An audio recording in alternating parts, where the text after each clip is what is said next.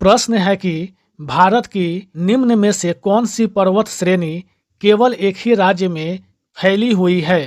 तो इस प्रश्न का आंसर हो जाएगा ऑप्शन सी, अजंता पर्वत श्रेणी। अजंता पर्वत श्रेणी का विस्तार सतपुरा पर्वत श्रेणी के ठीक दक्षिण में है। अगर हम अरावली पर्वत श्रेणी की बात करें तो अरावली पर्वत श्रेणी का विस्तार गुजरात स्थित अहमदाबाद से लेकर राजस्थान, हरियाणा तथा दिल्ली तक है।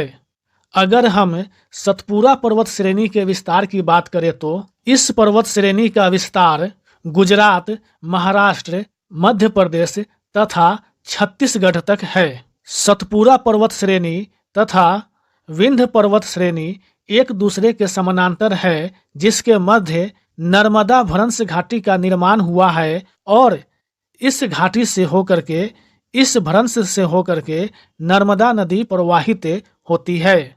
इसी प्रकार से अगर हम सह्याद्री पर्वत श्रेणी की बात करें तो पश्चिमी घाट पर्वत श्रेणी को ही सह्याद्री श्रेणी के नाम से जाना जाता है, जिसका विस्तार मुख्य रूप से महाराष्ट्र, गोवा, कर्नाटक तथा केरल तक है।